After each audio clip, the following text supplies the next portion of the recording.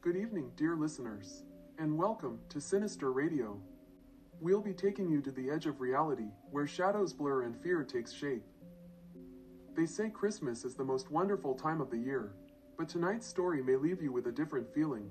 Tonight, we're unwrapping a story that's far from the warm and fuzzy holiday tales you're used to hear this time of year. Instead, it's a sinister twist on the season of giving. Imagine a Santa who turns the most wonderful time of the year into your worst nightmare. Now listen closely, because this is a story that will make you question just who might be watching you this Christmas. So, dim the lights, settle in, and let the darkness in. Before we dive deeper into the darkness of tonight's story, we'll start with a little holiday cheer. A melody you know very well, one you've heard every year. It's a song of joy, or so they say. But behind every cheerful note, there's a shadow lurking, waiting to slip through the cracks of your holiday comfort. Now, let the melody fill the room. Let it carry you into the season's spirit. And while you hum along, remember this: things aren't always as they seem.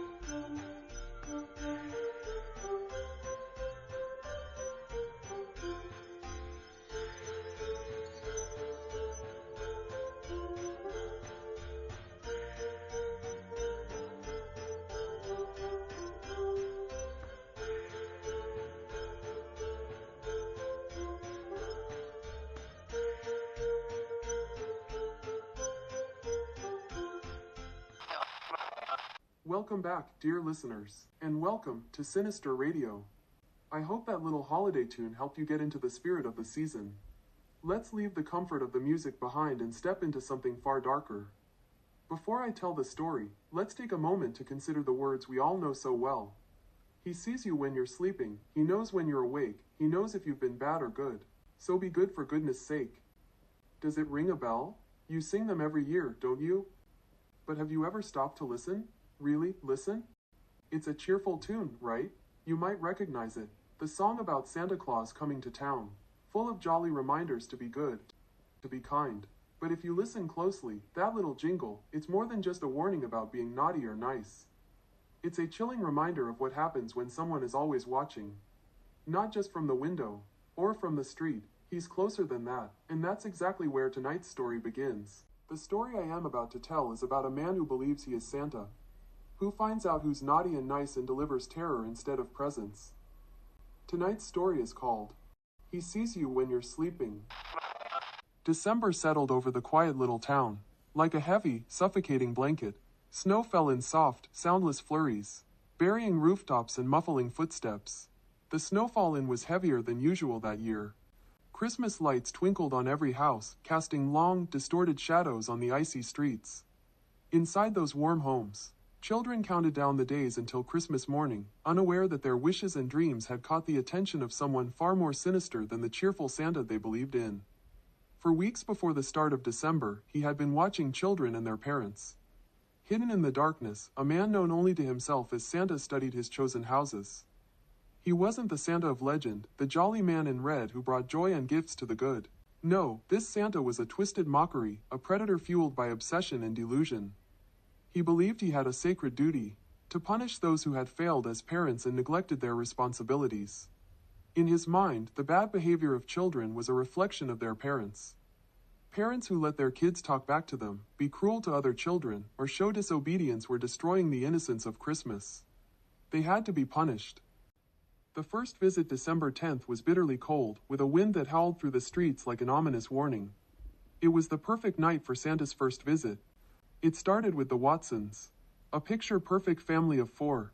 He moved silently through the snow towards their house, dressed in a homemade Santa suit. It was a patchwork of red velvet and fake fur. He had crudely stitched together himself, the seams fraying like the edges of his sanity. A fake beard completed with boots and a hat. Slung over his shoulder was a worn leather sack, not filled with toys but with his tools.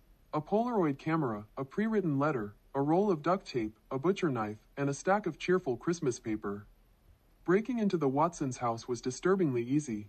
The back door lock yielded quickly to his tools, and he crept inside with the predatory silence of a cat. The house was dark except for the soft glow of the Christmas tree in the living room, its lights casting flickering shadows on the walls. Their home gleamed with holiday spirit. Garlands hung from the banister, stockings were perfectly spaced over the fireplace, and a massive tree stood proud in the living room.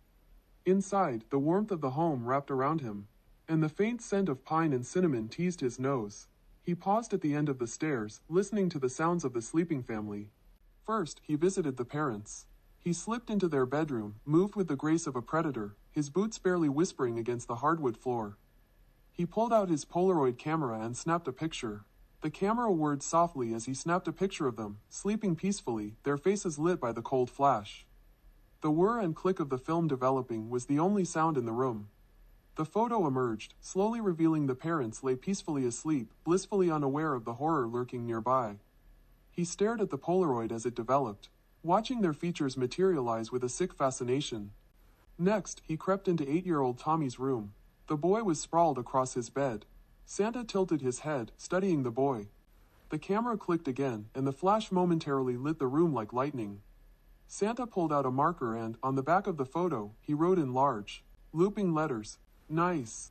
Before leaving, he placed the photos on the kitchen table, arranged neatly, and vanished into the snowy night. Later that night, Santa visited the Johnsons. Their house stood at the edge of town, surrounded by bare, skeletal trees. Santa had been watching them for weeks, the misbehaved 10-year-old Carter and the sharp, dismissive tone his parents used with him. He decided they needed to learn what Christmas was truly about. Carter's parents had failed to teach him right from wrong. Once inside, the ritual began. Taking pictures of the parents sleeping, their faces frozen mid-dream, unaware of the cold eyes watching them. He lingered in Carter's room, observing the boy's messy desk littered with candy wrappers and discarded homework. As he snapped a photo, he whispered to himself. On the back, he wrote naughty in jagged letters, underlining it twice. As he turned to leave, he heard a little voice whispering, "Santa?" Carter's voice trembled with excitement and confusion. "Yes," Santa answered, his voice deep and gravelly, a false cheerfulness masking his true nature. The man in Carter's room smiled to him and said, "I brought you a present." He handed Carter a small, wrapped gift. The boy tore through the paper with eager excitement, but his delight quickly shifted to horror when he saw what was inside. It was a picture of his parents, but their eyes had been scratched out, leaving empty, haunting voids. Carter's gaze shifted to Santa, a mix of sadness and fear welling up in his eyes. The man stood silently for a moment, watching Carter's reaction. Then, with a cheerful smile, he turned and walked towards the kitchen. He placed the photo of Carter sleeping on the kitchen counter along with a letter written in shaky ink before disappearing into the cold night. In the letter he wrote, "Dear Johnson family, I have been watching you. Your son, Carter, is on the naughty list this year. His behavior is unacceptable, and it is your responsibility as his parents to guide him back to the light. This is a warning. Raise him better, or you'll pay the price. As a reminder of the consequences, I gave Carter a small present. Smiley face. Merry Christmas, Santa." Carter woke his parents, crying and telling them that Santa had paid him a visit and given him a scary photo of them as a gift. They found the letter in the kitchen, along with the photo of Carter sleeping. The discovery unsettled them, so they called the police. However, there were no fingerprints, no footprints in the snow, and no signs of forced entry. On the third visit, he chose the Parkers. They had no idea they were being watched for weeks. 12-year-old Lily had been bullying classmates, screaming at her parents in public, refused to eat her vegetables and throwing items in the grocery store. Her parents spoiled her and ignored the damage she caused. He decided that Lily's parents was a failure, and failures didn't deserve to see another Christmas. In the dead of night, he slipped inside their home. The same ritual unfolded, photos of the parents, captured in their most vulnerable state. Then the photo of Lily, her face twisted in restless sleep. This time, the judgment came quickly. Naughty was written on the back of the photo. The letter he left in the kitchen was even more direct. "Dear Parker family, I have been watching you. Smiley face. Your daughter, Lily, has failed the spirit of Christmas. She is selfish, cruel, and spoiled. These traits will destroy her if you do not interfere. Shape her up, or you will not live to see another Christmas. You are a failure as her parents, and failures needs to be punished. This is a warning. Merry Christmas, Santa. On December 14th, he struck again. This time he chose the Reed family. He could sense his patience wearing thin, and a simmering anger began to rise within him. He crept into their home with the same ruthless precision as before, but this time, something went wrong. Their 12-year-old daughter, Emily, was awake. When he entered her room, she didn't scream. Instead, she stared at him, her eyes wide with a mixture of fear and curiosity. "Are you really Santa?" she asked, her voice trembling. "Of course," he replied, stepping closer.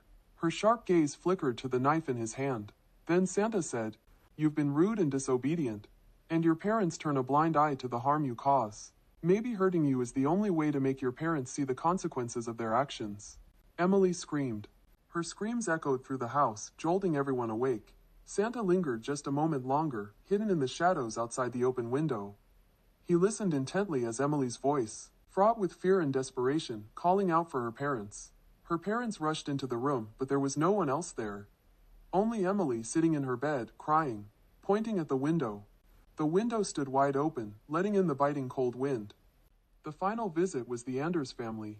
They were different, genuine in their kindness, their 9-year-old twins, Emma and Ethan, embodying the spirit of Christmas with their generosity and good behavior.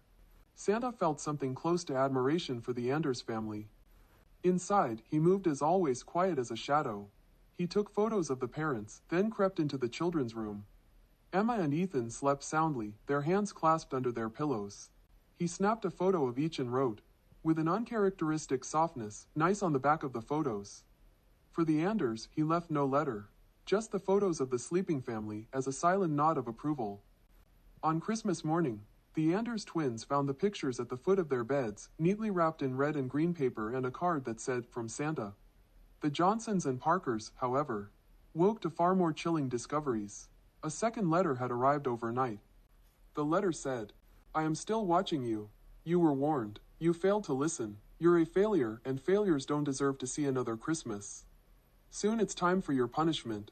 Now, enjoy your time while you still can. Your time is almost up. Remember this. I see you when you're sleeping, I know when you're awake, and I know if you've been bad or good. Merry Christmas, Santa." In the months that followed, both families lived in constant fear. Though no harm came to them that winter, every creak of the floorboards, every shadow in the hallway, filled their nights with terror. And every December, they wondered if this would be the year he returned to make good on his promises. The children he left behind would always remember the Christmas when Santa came to town. Not to bring joy, but to shatter their innocence forever. Thank you for listening tonight. And so, dear listeners, as you settle into bed tonight, remember this. The traditions we cherish can sometimes take a darker turn. While most of us eagerly await the arrival of Santa, there are those who lurk in the shadows, twisting the holiday spirit into something sinister. Because, as this story reminds us, someone out there is always watching, and when they decide you've been naughty, you might not get a second chance.